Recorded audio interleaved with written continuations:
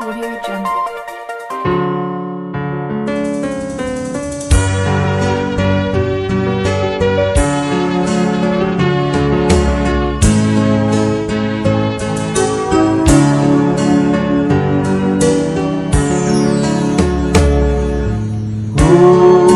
Sahat matu Yesus saluhut nangoluki rohanang pambahenaku saluhut nadiki pasahat matu Yesus saluhut nadiriki pasahat matu Yesus saluhut nangoloki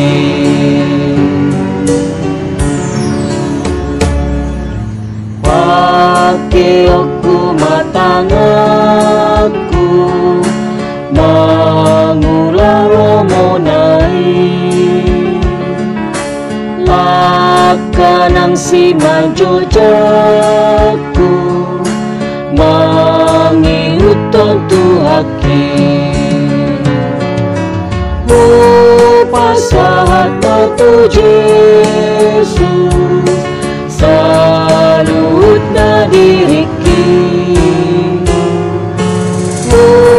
pasahat matu Yesus saluhut nangoluki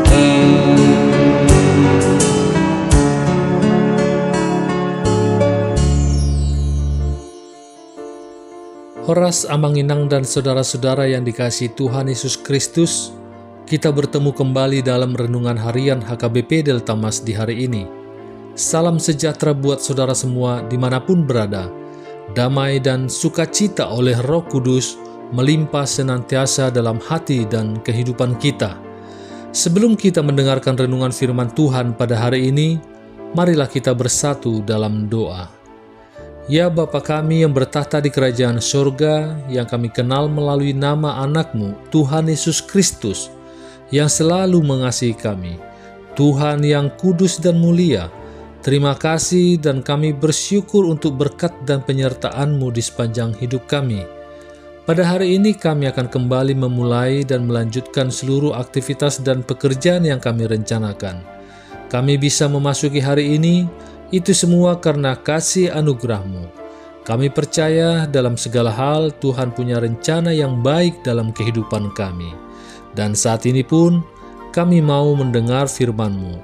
Urapi kami Tuhan untuk kami dapat mengerti dan taat pada setiap kehendak-Mu. Di dalam nama anak-Mu Tuhan Yesus Kristus, kami telah berdoa dan mengucap syukur. Amin. Renungan harian HKBP pada hari ini hari Sabtu, tanggal 10 Mei 2025, diambil dari Keluaran 35 ayat 29. Marilah kita mendengar bacaan nats renungan kita pada hari ini yang akan dibacakan oleh anak remaja Huria kita, Nadine Boru Simanungkalit dari WIK Delta Mas. Nats renungan harian Sabtu 10 Mei 2025 diambil dari Keluaran 35 ayat 29. Dalam bahasa Indonesia dikatakan, setiap laki-laki atau perempuan yang rela hatinya membawa sesuatu untuk pekerjaan yang diperintahkan Tuhan dengan perantaraan Musa supaya dilaksanakan. Orang Israel membawanya sebagai pemberian sukarela bagi Tuhan. Dalam bahasa Batak Didok, nasa buat dohot parompuan sian halak Israel akan atar sungguh rohanabe, gabe girgir mambuan si lehon-lehon manupak. Ulawan maragam-ragam natino nahon. Ni Jehoba marhitesian si Musa. Si lehon ni halak Israel bain pelean tu Jehoba. Amin. Terima kasih atas bacaannya di hari ini buat Nadine Boru Simanungkalit. Jemaat HKBP Delta Mas yang dikasihi Tuhan, bagi umat Israel ada dua bangunan yang dianggap penting saat berada di padang gurun. Kemah dan kemah suci. Kemah merupakan tempat tinggal mereka sehari-hari. Tiap keluarga memilikinya. Di kemahlah aktivitas makan, tidur, dan proses memelihara keluarga berlangsung. Kemah menjadi tempat berteduh, baik waktu siang maupun malam hari. Relasi antara orang tua dan anak, begitupun ikatan persaudaraan tumbuh dan terbentuk dalam kemah ini. Sebagai bangsa yang mempunyai dan mengalami tuntunan Allah, terlebih pada saat itu mereka sedang menuju negeri yang dijanjikan Tuhan, ada satu tempat lagi yang dianggap penting, yaitu kemah suci. Inilah tempat yang disebut tempat kediaman Allah. Ibadah dan persembahan berlangsung di tempat ini. Kekasan kemah suci ini, model bangunannya bisa dipindah-pindah. Rancangan bangunan demikian disesuaikan kondisi bangsa Israel saat itu. Mereka tengah di padang gurun. Mereka bergerak dan berpindah-pindah dalam perjalanan ke negeri yang disebut berlimpah susu dan madu. Firman Tuhan pada hari ini merupakan penggalan dari bagian yang menggambarkan proses pembangunan kemah suci. Hal menarik adalah seluruh unsur bangsa itu berkontribusi, baik perempuan maupun laki-laki. Semua pihak menyumbang sebagai persembahan mereka demi berdirinya kemah suci tersebut. Ada yang punya kain disumbangkan, ada yang punya bulu domba disumbangkan. Bahkan mereka yang punya barang dan benda berharga seperti permata, emas, perak, mereka tidak ragu-ragu mempersembahkannya demi berdirinya kemah suci. Apakah yang dimaksud dengan persembahan? Kata persembahan berarti hadiah, pemberian kepada orang yang terhormat. Dengan kata lain, pemberian tersebut diberikan dengan rela hati dan sukacita. Persembahan bukan upeti yang bersifat transaksional, yaitu proses tukar-menukar. Dalam hal persembahan kepada Tuhan, persembahan adalah pemberian sebagai wujud kasih dan penghormatan tanpa ada perhitungan untung rugi. Hal inilah yang sedang Tuhan ajarkan kepada umat Israel yang telah merasakan pimpinan dan pertolongan Tuhan ketika mereka dibebaskan dari perbudakan di Mesir, maupun ketika mereka ada di padang gurun. Musa menyatakan bahwa sudah waktunya bagi umat Israel untuk memiliki bangunan yang menjadi tempat persekutuan mereka dan simbol kehadiran Tuhan di tengah umatnya, yakni kemah suci. Luar biasa, semua tergerak dan terdorong untuk memberi andil dalam pembangunan kemah suci. Sebuah contoh pola partisipatif yang patut ditiru. Inilah yang disebut gotong royong iman. Amang-inang yang terkasih, jelas bahwa kemah suci merupakan kebutuhan utama dan penting buat bangsa itu. Mereka rindu dan haus melakukan perjumpaan dengan Allah secara teratur. Kemah suci menjadi tempat yang bisa mewadahi kebutuhan rohani mereka. Di mata mereka tidak cukup punya kemah pribadi, harus juga hadir kemah suci dalam kehidupan keagamaan bersama mereka. Tidak cukup membangun kehidupan sehari-hari di kemah masing-masing. Perlu juga kemah suci yang menyatukan iman mereka satu sama lain. Dan terjaganya relasi kokoh bangsa Israel dengan Allah. Ibadah atau doa pribadi di kemah sendiri-sendiri harus dilengkapi ibadah dan doa di kemah suci secara kolektif bersama-sama. Berangkat dari sana, kita berkaca. Sejak dulu hingga kini, orang yang menghormati yang ilahi mau menyisihkan harta bendanya. Potensi pribadi yang mereka miliki menjadi potensi kolektif. Mereka memberi secara sukarela, artinya tidak merasa terpaksa atau dipaksa, namun lahir dari kesadaran, kecintaan, dan perasaan tanggung jawab. Amang-inang yang terkasih, kiranya hal ini pun mengingatkan kita atas bangunan fisik tempat kita beribadah. Bangunan itu bukan sekedar batu bata, semen, dan unsur bangunan lainnya. Gedung ibadah itu mencerminkan kecintaan, dan rasa hormat kita kepada Tuhan.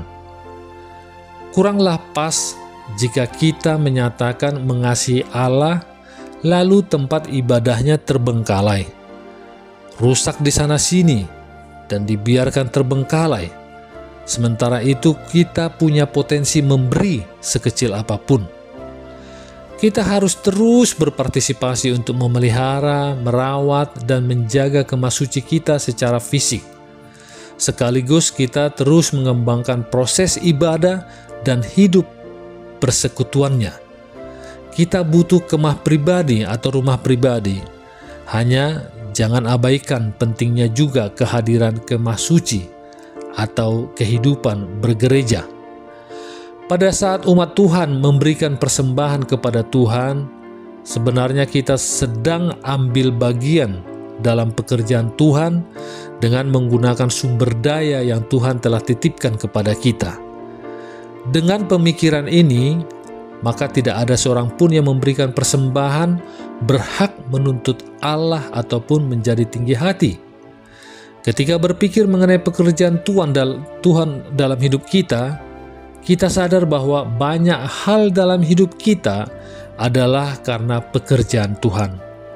Baik itu kesehatan, kesempatan menikmati berkat Tuhan, talenta, dan bahkan keselamatan kekal. Bagian kita adalah memberikan penghormatan kepada Tuhan melalui sikap hidup kita, serta keterlibatan kita dalam pekerjaan Tuhan di gereja Tuhan.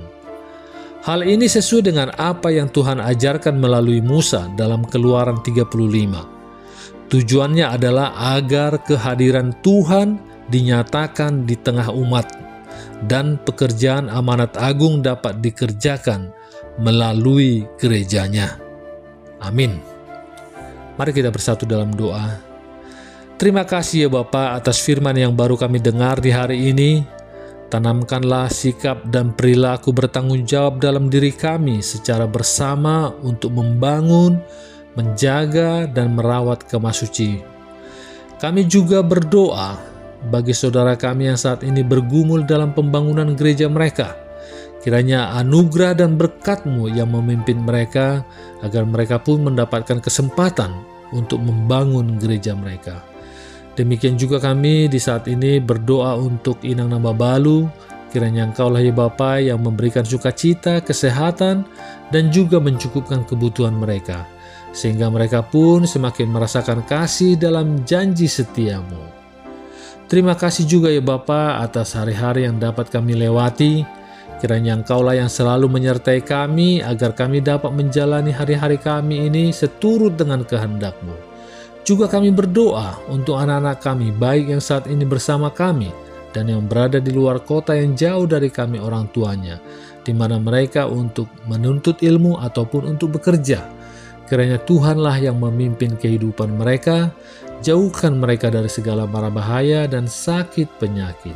Terima kasih ya Tuhan atas segala yang terjadi dalam kehidupan kami dan juga di setiap rencana-rencana kehidupan kami, karena kami percaya Engkau akan memberikan yang terbaik bagi kami semua, karena Engkaulah yang maha tahu, yang maha kuasa, maha melihat akan masa depan kami. Kami serahkan semua permohonan kami ini ke dalam tangan pengasihan-Mu, dan kiranya kehendak-Mu lah yang jadi di bumi ini seperti di surga. Haleluya. Marilah kita terima berkat dari Tuhan. Kasih karunia Tuhan Yesus Kristus dan kasih Allah Bapa dan persekutuan Roh Kudus menyertai kita semuanya. Amin.